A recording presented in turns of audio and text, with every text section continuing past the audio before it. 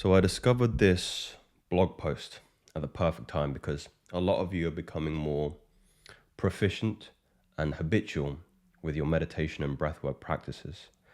And this answers a question that many of you have asked me in relation to when you finally bring a woman into your life, how are you going to make commensurate your relationship satisfaction in the sexual arena with also your practice of, let's say, being a little bit more conscious about your sexual resources? I think that's a good way to say it. And this is kind of the answer to that question. So I'll put this up on the side. So this is called Breathwork and Sexual Vitality, Unlocking Energy for Deeper Intimacy. This individual created this blog post to share what they have learned during their breathwork workshops. Sitting in Tantra, learning from my brothers in men's group and experimenting with their partner.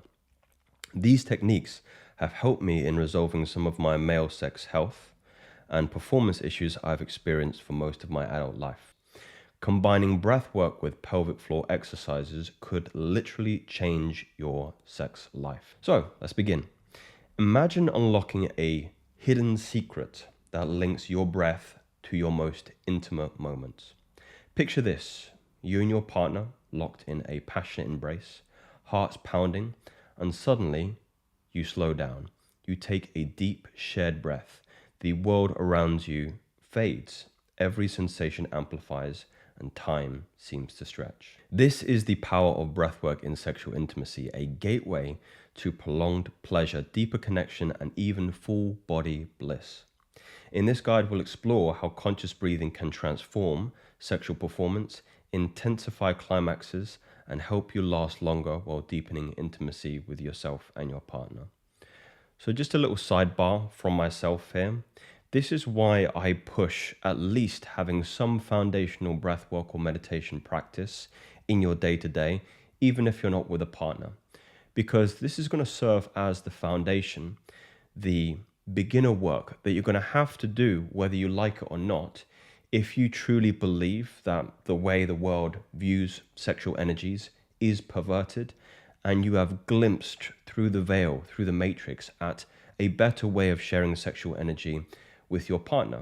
And this is where you start to have the conversation around SR, around celibacy, at least being a little bit more conscious about who you're sharing that energy with, who you're sharing your intimacy with, and fundamentally being more economical with your sexual resources. Whether you're looking to overcome specific challenges like premature ejaculation, wanting to experience more powerful orgasms, or simply seeking to enrich your intimate connections, the ancient practice of breathwork offers powerful, accessible tools that anyone can learn. Let's start with the basics. Why does breathing even matter for sex? The answer lies in your nervous system. When you're relaxed and breathing slowly, your body shifts into what scientists coin the parasympathetic state. This is a state that I'm sure you're familiar with if you're well read in the subject. The rest and digest state is another colloquial term that is used. And as one expert quips, the feed and breed mode also. This relaxed state is crucial for arousal. The way you breathe directly impacts blood flow to your genitals.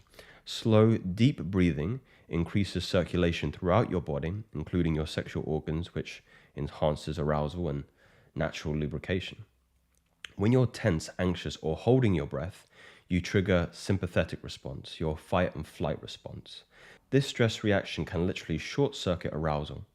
Ever notice how if you're nervous during intimacy, your heart races and your breath gets choppy? That's your body preparing for danger, not pleasure. Breathwork is essentially a remote control for your nervous system. By controlling your breath, you can reduce performance anxiety and calm your mind and body, increasing blood flow to your genitals, leading to stronger erections, heightened sensitivity by bringing more awareness to physical sensations, control arousal levels, allowing you to delay climax or intensify it, move sexual energy throughout your entire body, not just your genitals. So I'll just pause and add a little bit more here. When I was practicing Tantra with my ex and some of my maybe more newer partners, the interesting cadence or flow or pattern that you can start to come into is keeping your frame within the sexual, what would you say, sexual intercourse dimension. And it's all linked to breath. I mentioned at the start of the video, a lot of the questions that I get personally and privately and sometimes publicly is, this is all well, Joseph. This is very, very interesting, the things that you talk about. I think that, again, we're starting to evolve ourselves in respects to how we're sharing our sexual energies. But what happens if you have a partner? What happens if you have a wife, a fiance, a girlfriend, whoever it may be? How do you make commensurate, satisfying them sexually, but equally not taxing yourself to the point where you lose your frame, you lose your power, you lose your groundedness in the relationship? And the comprehensive answer is you have to kind of make intercourse a meditation. You have to bring breath work into the bedroom. I know it might sound on the surface very juvenile, and that's fine, you can think that. But you will recognize that your remit for internal control is deeply and intimately connected to how much control that you have over your breath. If you are astute and introspective enough to realize when you lose control in the bedroom, and perhaps you are, let's say, overexcited and you end your session early, that's because you never had any control of your breath. If you can bring your awareness and attention to where the breath is coming from, if it's coming from your diaphragm or it's coming from your chest, if it's erratic, if it's fast-paced, is it slow, you will recognize that is intimately and deeply connected to your ability to control when you conclude your sexual intimacy. More modern research supports these benefits. Studies show that mindful breathing can help with issues like ED, premature ejaculation, by calming the mind, or simultaneously improving physical arousal. This mind-body connection is what makes breathwork such a powerful tool for sexual wellness, because it bridges the gap between the parasympathetic and the sympathetic. In fact, it's the only mechanism that you have at your disposal which can be both automatic and conscious. I mean, really think about that. This is the only tool that can flow in the background behind what you're doing in a given day, if you're doing work or if you're at the gym, or you can bring in front of your conscious awareness and you can begin to mobilize it. You can begin to exercise it. You can quicken the pace. You can slow down the pace, as long as it's within the remit of your consciousness. Long before modern science caught up, ancient cultures were exploring the link between breath, energy, and sexuality. 3 traditions in particular offer profound insights into what we can apply today. Taoist sexual kung fu in ancient China. Taoist masters viewed sexual energy as potent life force to be refined and cultivated, not expended carelessly. They developed practices to transform this energy into vitality and even longevity. One of the famous Taoist practices is called the microcosmic orbit meditation, which involves visualization sexual energy circulating from your tailbone up your spine to the top of your head as you inhale, and then coming down into the nose, through the tongue, and into your lower dantian, where it is stored. Tantric breathwork. Tantra sees sexual energy as a path to the divine, rather than focusing on reaching climax quickly. Tantra emphasizes deep presence, connection, and the journey itself.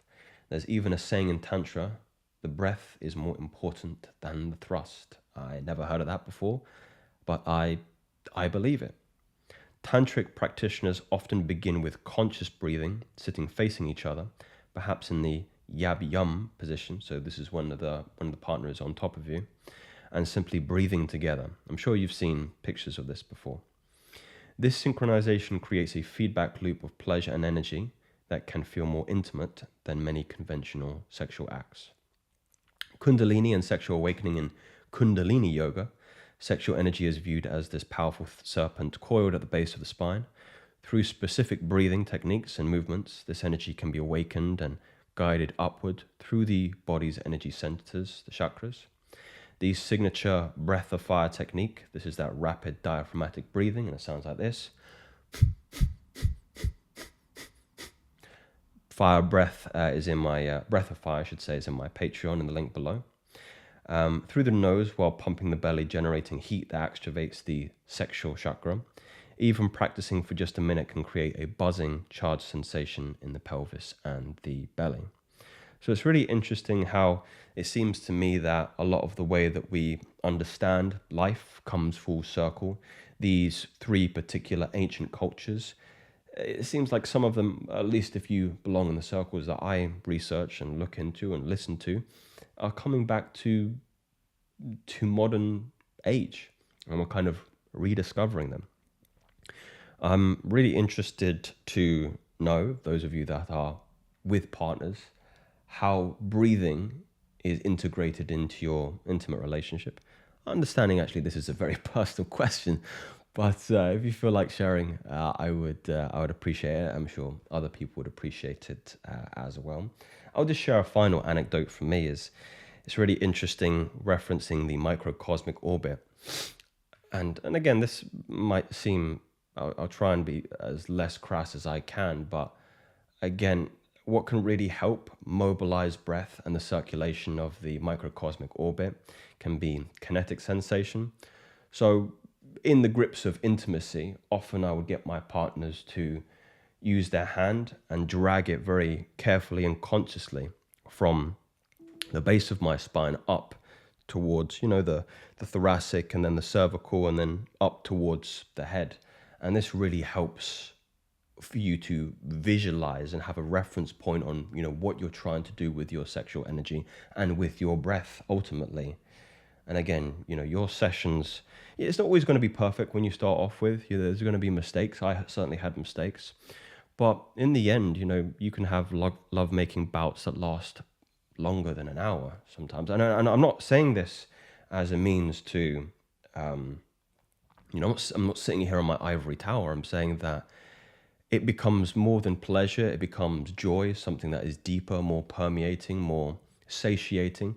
The difference between eating junk food that has a lot of sugar in it, or, a wholesome meal cooked by, your family that leaves you with that joyful sensation that's deeping, kind of bone penetrating and lasts for longer. And it's kind of that same feeling. Anybody that has read Marina Robinson's Cupid Poison Arrow, there's a particular excerpt in the book where she references the kind of intercourse that I'm describing as kind of like blowing up a balloon, and what would you say, modern Western is like popping a balloon. You get a big release of all this energy, but you have to start blowing up the balloon again. So it's very, very fleeting. It's very, very cheap. But when you're blowing up a balloon, and if you don't pop the balloon's, expanded. It leaves you whole. It leaves you full. It leaves you satiated.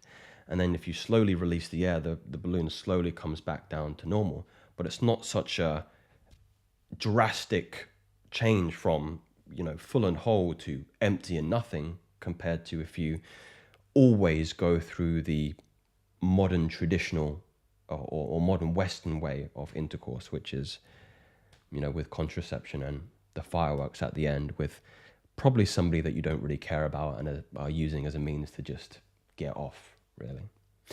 Anyway, theories, facts, gentlemen. Interested to hear your insights. Speak soon.